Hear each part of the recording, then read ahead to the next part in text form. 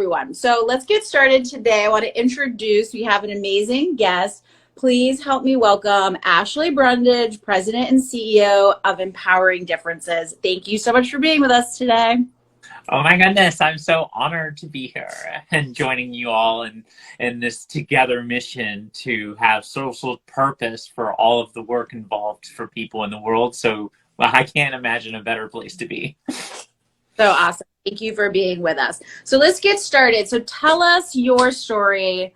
Tell us about, how did you get here today? Tell us about what really prompted you to become an advocate for workplace equality, and also to start Empowering Differences. So honestly, I was not living my life authentically. And I was working in the restaurant industry. I was an HR point person for 50-person staff. And the next thing I knew, I got fired. Okay. Got fired. Sometimes being fired could be the best thing that ever happens to you. Totally. And I remember actually my dad, he was like, "Oh, that's probably the best thing that ever happened to you. Is going to ever happen to you." I was like thinking about that. And then I started to look into why did I get fired? And why I got fired was because I wasn't excelling at the same level as I was before. Because I had gone through 11 years of hiding my authenticity, and it was grossly affecting my ability to perform the job task at hand. My work performance was suffering. I went from being their employee of the year in 2003 to getting fired in 2008.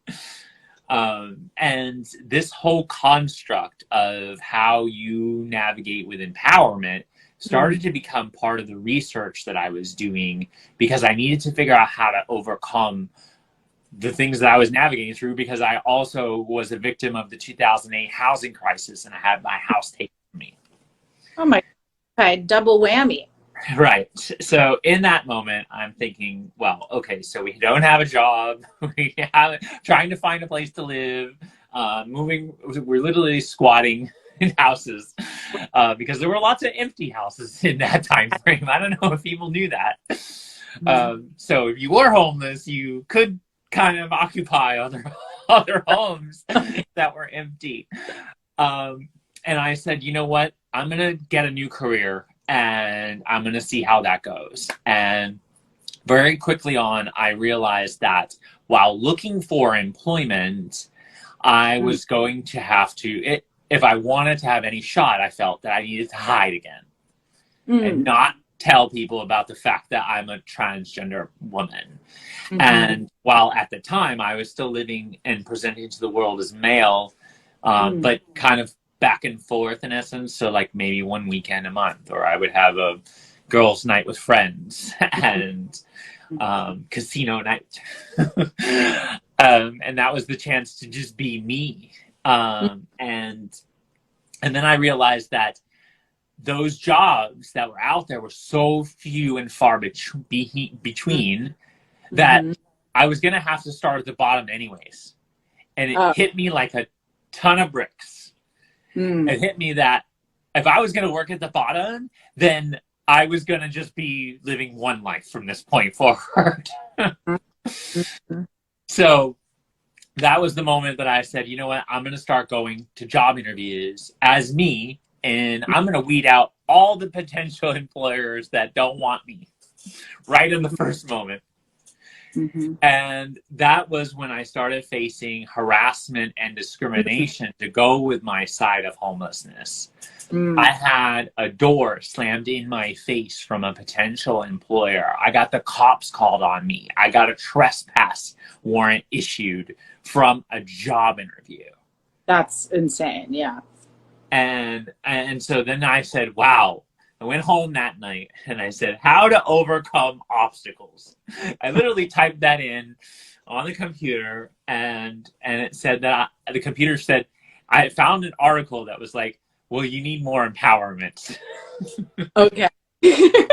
And now you know where this is going, right? So then I was thinking, wow, what am I going to do Mm-hmm. And how am I going to get through this? And oh my gosh, there's so much needed in this space. Mm-hmm. So I started doing research, and I built an empowerment self-assessment to help people categorize where they live in the world in relation to their existence and how they connect with other humans. And these open-ended questions became my empowerment self-assessment. Step one, know yourself in the empowerment journey.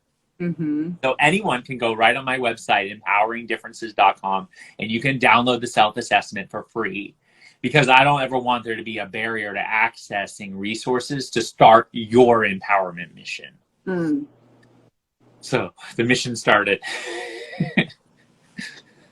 Thank you so much for sharing that story. I mean, as so many other advocates and activists that we talk to, so much of this work stems from personal experience, discrimination, harassment, all kinds of things that folks experience every day all around the world, and it inspires them to try to make a difference. So thank you so much for sharing that, and for all the work that you do. This is so important to so many people out there, I know.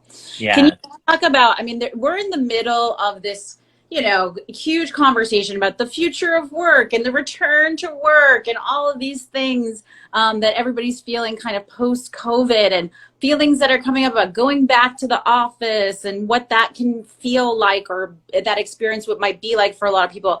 Talk about how equality and fair treatment in the workplace really can help make a difference in people's lives. Well, Big one. Yeah. I mean, honestly, it has an impact to every human, because that's basically kind of why I figured out that step 2 was to know others, right? You have to have that social awareness of the other people in this world. And so the 10 most common differences that we hold as humans are all impacted by our experience in workplaces or buildings or spaces. So from gender to race to religion to ethnicity to language that you speak, to your educational background or level, all of these things are greatly impacted. So first thing I would recommend, if you're thinking about this space and how you interact with other people in these environments, would be to take my differences assessment. Because the differences assessment, you can also download that for free from my site, and that helps you with step 2 of knowing others. And you need to recognize all of your 10 differences that you have, whether they potentially have a privilege or a disprivilege, because it's those 2 arcs. There's a yin to every yang on this planet. Those 2 arcs ultimately will help you to know where you have the points of empowerment waiting to impact your coworkers or your environment that you're moving back into or you're moving out of. You know, a lot of people call it the Great Resignation. I don't like that term, actually, because it almost sounds like, you know, you're like literally doing one of these with a sword. And it doesn't give a good connotation feeling. I like the great reprioritization. Ooh, I like that too. Positive spin. That's a good one. Yes. And if you spin things with empowerment in mind and how you can re-strategize how you exist in your life, now you're thinking about step 3 in my empowerment program, which is to develop your strategy.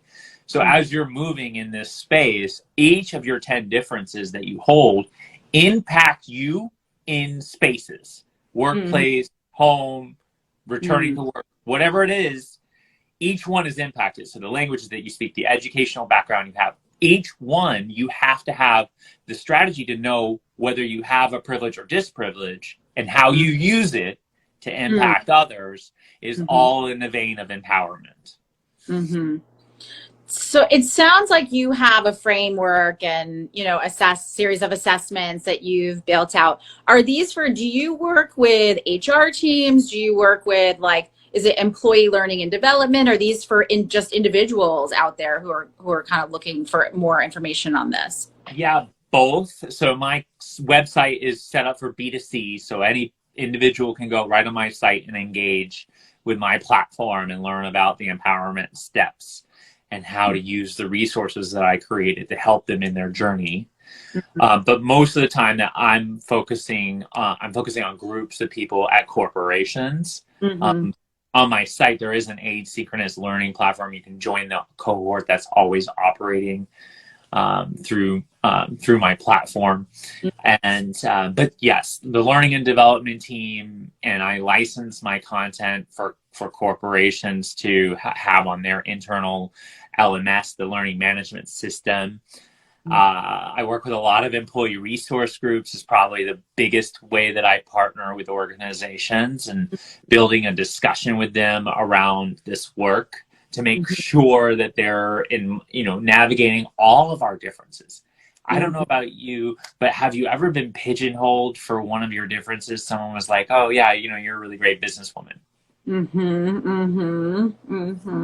That's fantastic. If I wasn't a woman, does that mean that I wouldn't be a great business person? Right. Right. So it's the pigeonholing. Right.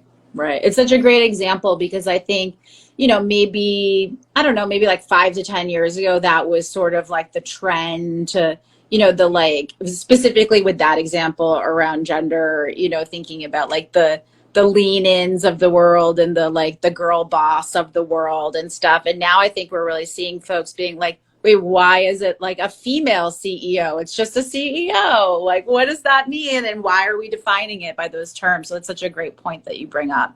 One of the things that brought me to that moment was that someone came to me and they said, "You're an amazing transgender professional." And it literally blew my mind. Right. Thinking about this, I was like, no one is a professional transgender person. Right. That doesn't make any sense. I mean, I'm like literally like wanting to blow up my mind in that moment and like think, wow, there's so much to learn in this space. So that was really why this strategy mattered. And actually that happened to me at PNC Bank, where I got pigeonholed in relation. So back to my story, right? So I found a job. Okay. I found a job as a part-time bank teller at PNC Bank. Okay. And then it was this strategy moment that I realized that I was getting pigeonholed. And, we want you to join the Pride resource group, right? Oh, we want you to speak at the LGBT Chamber of Commerce, right? We want you to, like, there was like, oh, we want to put you on pnc.com/LGBTQ, right? Right. And I'm thinking to myself, well, wait a minute. I have all of these differences. I have every single one of them.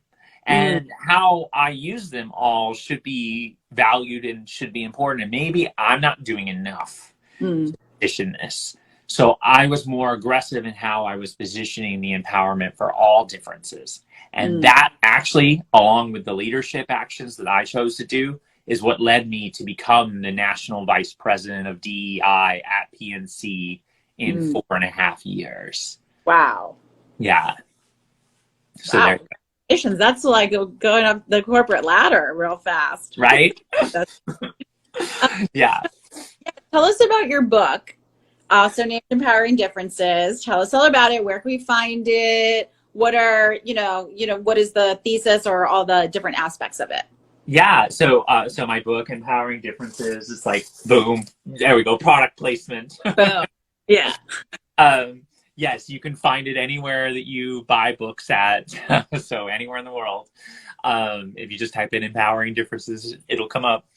And but you can also go to my website, empoweringdifferences.com, and then I'll write a lovely message in there for you. And I'll print it out and I'll send it to you. So the book is a 4-step empowerment process that I've been kind of sharing with you, right? Know yourself, know others, develop your strategy, and then empowering actions is the 4th step. And those are the leadership actions that address DEI, social justice, advocacy, accessibility, inclusivity, like you name it. It addresses all of those actions, those leadership actions, how we communicate, how we position, how we mentor. Those are just some of the actions. All of the actions are boiled in as empowering actions. Because in my framework, in the book, and my workbook, and my leadership course, they all connect to empowerment. And And the definition of empowerment is authority and power connected to people. So when you look at those three things, I was like, wow, when I studied this, I was thinking, well, those are three very ambiguous terms. Well, we know what people is, but authority and power, you get 1,000 different definitions from people, right? And look so many different ways. Yeah. Yeah. So I was like, okay, well, what does this actually mean? And in the HR world, the authority is how our people exist in that space. And the HR field, we typically try to like do a human pulse survey. So you've ever gotten a survey from someone about your rate, your experience? Literally, they're trying to measure how much authority we've given you in this product or with this service.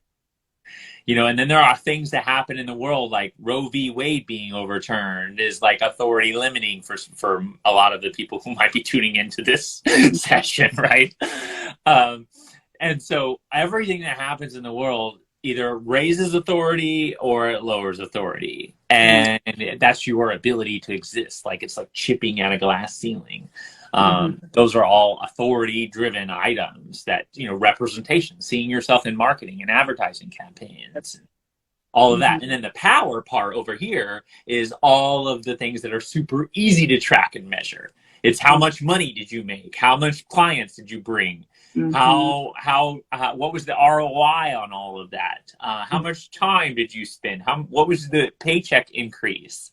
All of those things are super easy to measure. They all have some sort of measured number impact to it. It's like your power icon on your phone always tells you a number that you have left, right? Even get a reminder at 20%, low power mode. Right? Yeah.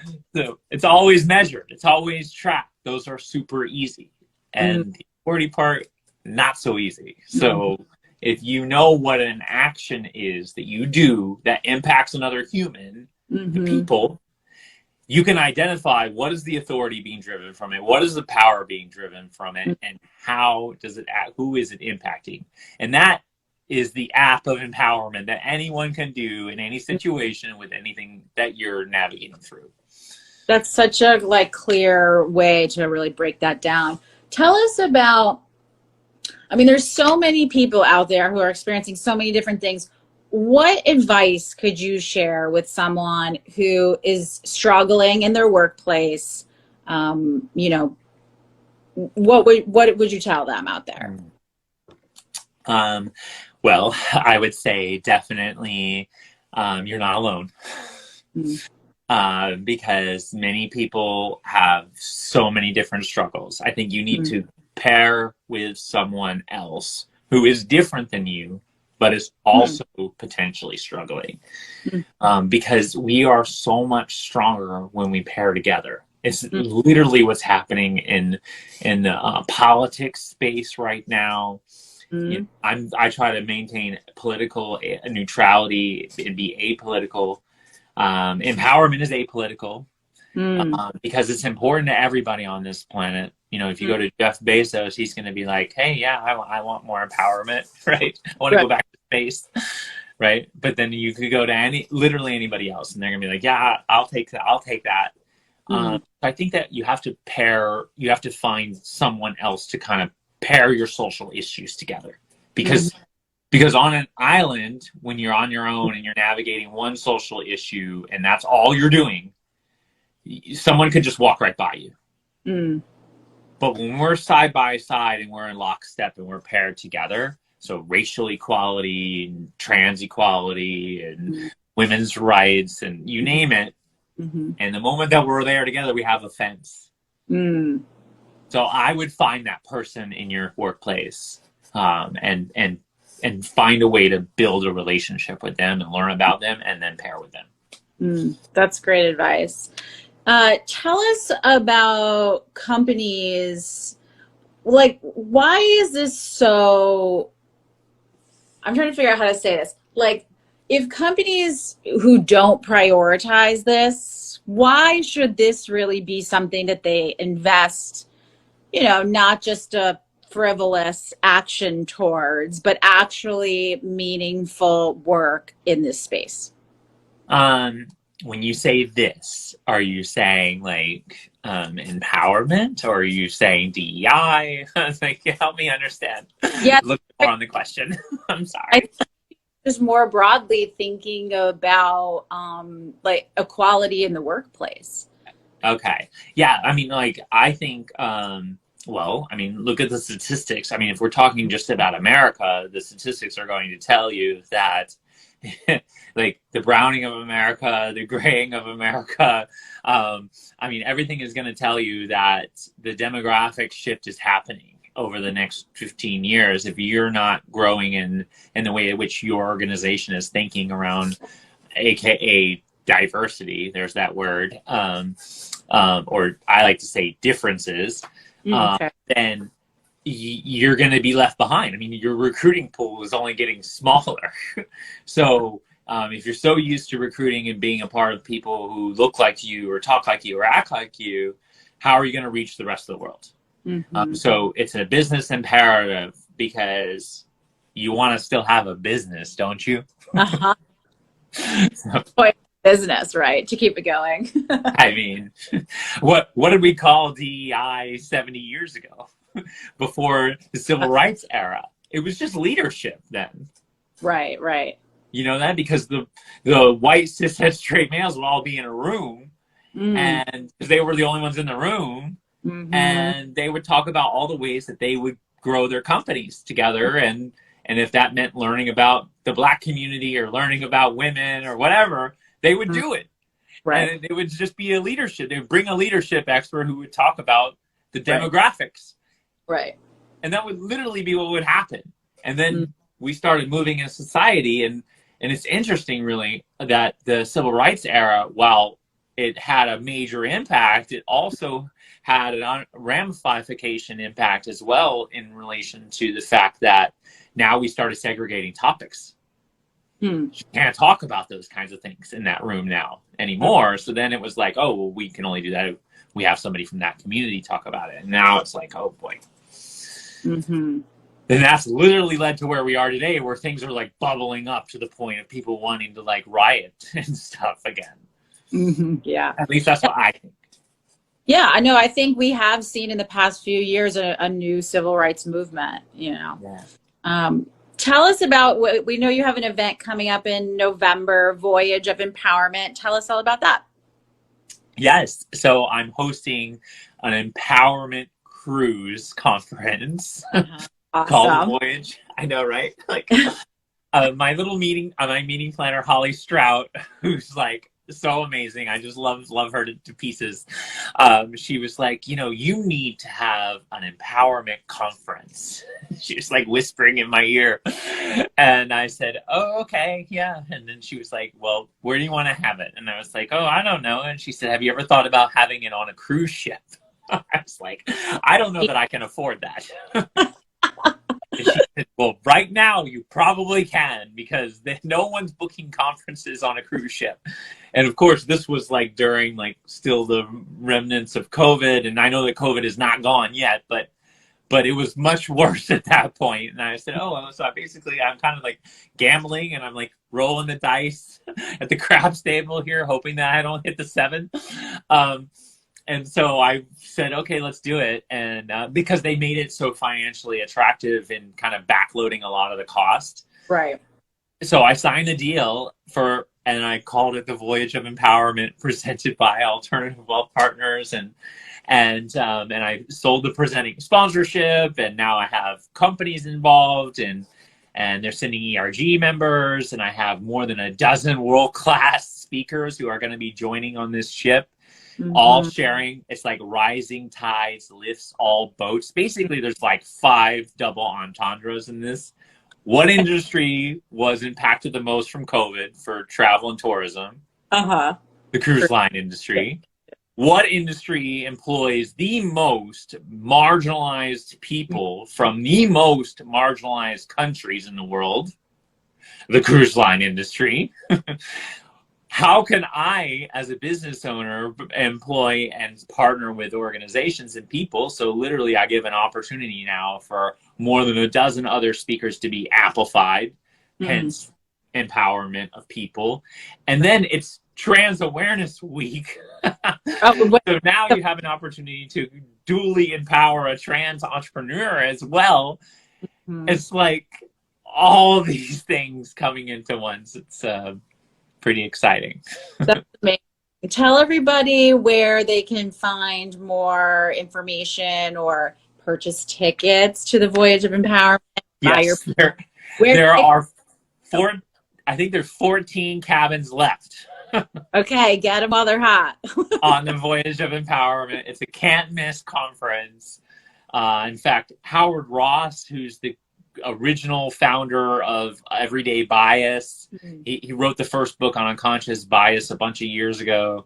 And he founded the world's first DEI consulting firm, Cook Ross. He's one of the speakers on the convention. Wow. But I have some really awesome other people. So you can go right on my website, empoweringdifferences.com.